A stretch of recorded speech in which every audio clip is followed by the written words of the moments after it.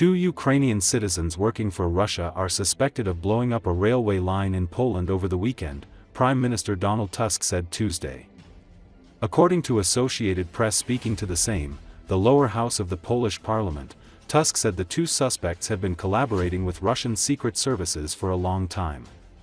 He said their identities were known but could not be revealed to the public because of ongoing investigations. The pair have already left Poland.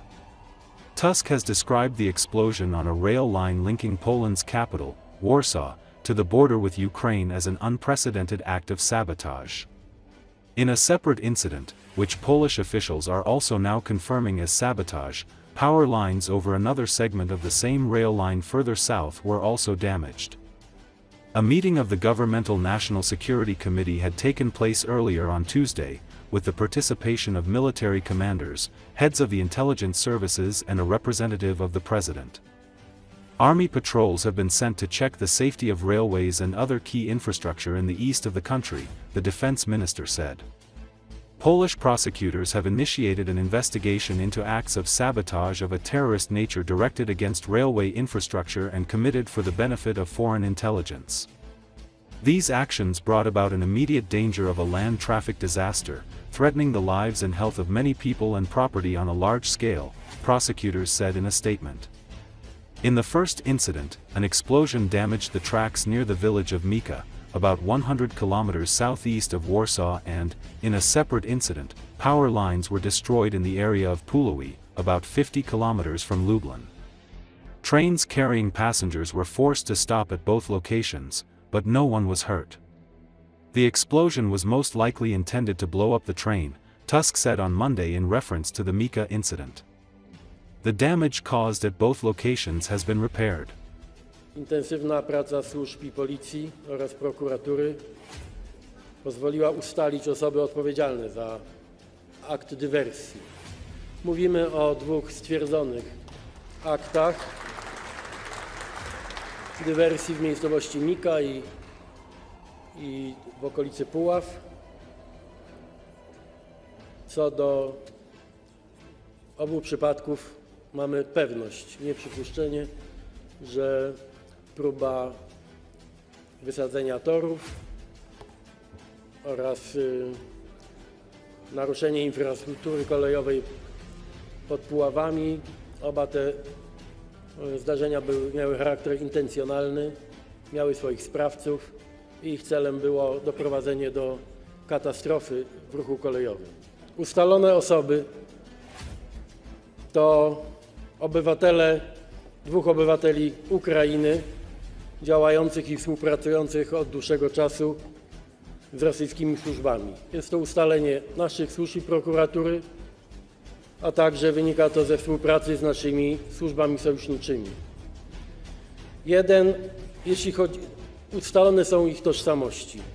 Na wyraźną prośbę prokuratury w tej chwili nie podam Państwu imion i nazwisk tych 2 obywateli, ponieważ właśnie w tej chwili, kiedy mówię do Państwa te słowa, prowadzone są kolejne operacje.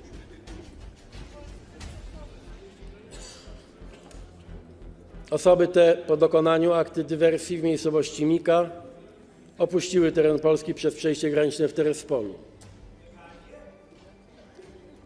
Było to tuż po przeprowadzeniu tego zamachu, a więc jeszcze nie były one zidentyfikowane przez służby.